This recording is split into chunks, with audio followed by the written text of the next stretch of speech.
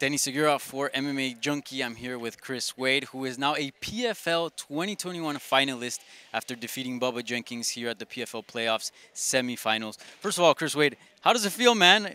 You're one fight away from $1 million. That's pretty crazy.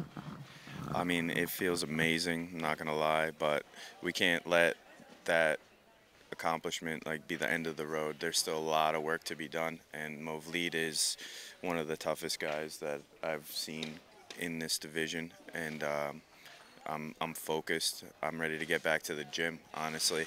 We're going to fly back home, spend the weekend with my family, and then it's time to work. Certainly. And look, let's talk about this performance. I thought it was really good. You really took it to Bubba Jenkins, an NCAA wrestling champion, and you pretty much out-grappled him for the most part. Was that the plan, to sort of fight fire with fire? Well, I thought that from his talk that maybe he would stand up and we would just fight a stand-up fight, but then he kept pushing for the takedown, and we've been preparing for months for that because I knew when he started to get tired and the chips were down that he was going to go to his wrestling. So we were ready with our own wrestling. Certainly, that was a great performance. And look, there was a lot of talk prior to the fight. He seemed to be barking at you a lot. You remained cool, but did at any point did that get into your mind or bother you a little bit, the fact that maybe he was a little bit passive-aggressive towards you? I think he gave me extra motivation for sure, and I think that's a mistake in this sport because there's a lot of tough guys out there.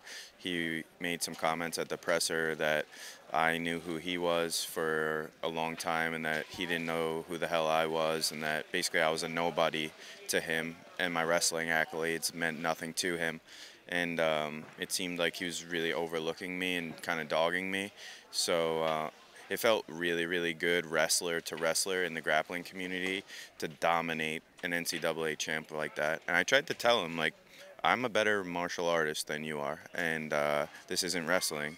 And it upset him, but it's the truth. And fighting Movlid here, I just talked to him, and he's like, look, we already got Chris Wade studied. Islam fought him. We got a few guys in the camp that sort of have been matched up with him. Are you looking forward to this matchup? Because you've had your fair share with sort of fighters from that region.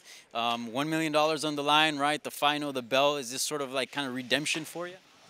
Yeah, I think this is meant to be, honestly. I think God has a weird way of working, and that this is happening for me and not to me. And I knew in my heart of hearts that it would be Movlid and I because of how tough the Dagestani people are, and he's just a great fighter. But you know what? My teammate and one of my closest friends is Andre Harrison in the sport, and he gave Movlid already everything that he could handle. They fought to a draw. So his coach is now my coach, and we also have tape on him too, so it's going to be interesting. And I know you finished your UFC run with a win. I know you had some good wins as well, but you weren't really happy with sort of how some things went down, and were a little bit unsatisfied about your UFC career. But here now you're 6-1 in your last 7 fights. Like I said, in the final, away from one fight away from $1 million. Can you talk about this journey and not only that, but just your perseverance throughout the sport and look where it's taken you? Yeah, I mean, I spent some time being pretty salty with the UFC, and I was 5-2. I had a few first-round finishes, and it was just clear that they're looking for guys to put their feet down and slug it out and hurt each other, knock each other out. They don't want to see all of mixed martial arts. They don't want to see grapplers, wrestlers.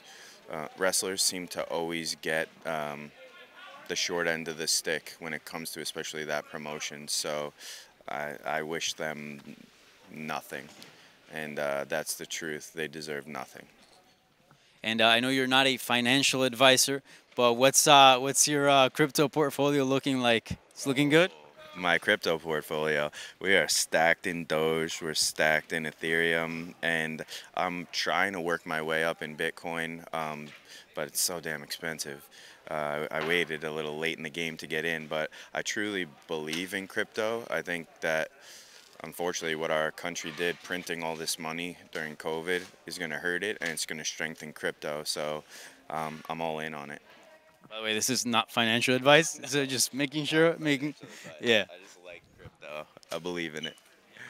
All right, Chris. Well, I appreciate the time. Thank you so Congrats on much. a solid win. Any last thing you want to say as you head into the final?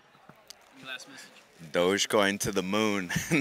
I love you, Islip. I love my team, Long Island MMA, and follow me at Seawade MMA.